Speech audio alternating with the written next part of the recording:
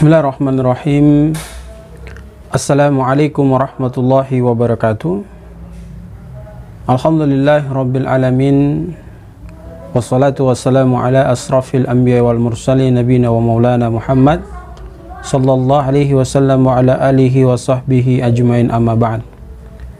Hadirin kaum muslimin, jamaah TV dakwah Al-Surya yang sama berbahagia, kembali kita berjumpa dalam kondisi sehat walafiat. Mudah-mudahan kesehatan yang Allah berikan semakin membuat kita kuat untuk taat ibadah kepada Allah Subhanahu wa taala, dan semakin kuat pula mengangkat diri kita daripada keterpurukan sehingga kita menjadi orang-orang yang diberkahi dan dirahmati oleh Allah Subhanahu wa taala.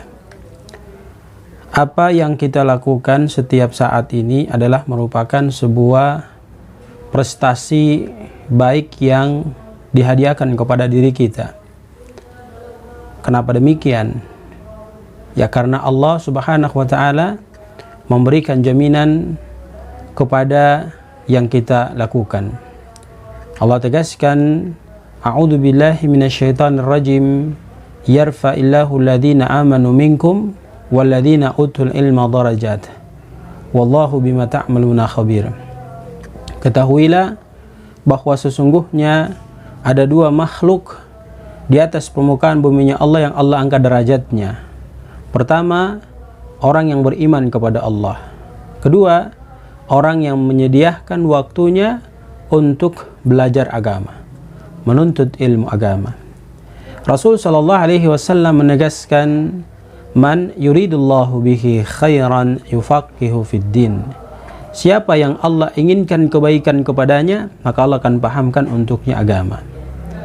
Sadar ataupun tidak sadar, ternyata duduknya kita, kumpulnya kita telah membentuk jalan untuk memudahkan langkah kita menuju ke surganya Allah Subhanahu wa taala.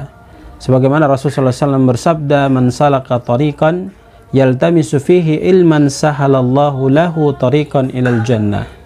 Sesibuk apapun kita dengan urusan dunia, ketika kita menyisihkan waktu kita untuk mendalami ilmu agama, maka ilmu agama itu akan memudahkan langkah kita tembus masuk ke surganya Allah Subhanahu wa taala. Salawat teriring salam kita aturkan kepada junjungan kita Rasulullah Muhammad sallallahu alaihi wasallam, keluarga, sahabat, dan insyaallah sampai kepada kita. Para pemirsa kaum muslimin, jamaah TV dakwah Al-Surya yang sama berbahagia, para muhsinin dermawan dimanapun Anda berada, pada kesempatan kali ini kita akan membahas topik yang menarik terkait dengan dasar hukum memasang sejadah. Ya. Ada pertanyaan yang masuk ke kami dengan pertanyaan yang redaksinya, apakah ada dasar hukum bahwa memasang sejadah harus memanjang sehingga salah satu ujung dari sejadah itu diinjak oleh kaki kita? Betulkah harus dipasang melintang yang cukup untuk sujud saja? Mohon penjelasannya. Kaum muslimin jamaah yang sama dirahmati dan dimuliakan Allah Subhanahu wa taala, sebelum menjawab perlu kita pahami secara seksama bahwa sajadah di masa Rasul sallallahu alaihi wasallam itu tidak ada. Ya, sajadah ini berada pada masa-masa kita karena seiring berkembangnya kemajuan zaman. Tapi perlu kita pahami dan kita ketahui secara bersama bahwa dalam beberapa hadis-hadis dari Nabi sallallahu alaihi wasallam, ya, yang disebutkan bahwa di zaman Rasul sallallahu alaihi wasallam, ya, ada yang dipakai untuk sebagai sejadah sebagaimana kita sebut saat sekarang ini, yaitu yang disebut dengan sutra. Apa itu sutra? Secara bahasa Indonesia itu disebutkan adalah penutup, penghalang, penyekat, ya, yang berfungsi sebagai pembatas agar orang itu tidak lewat di depan kita saat kita melaksanakan ibadah salat.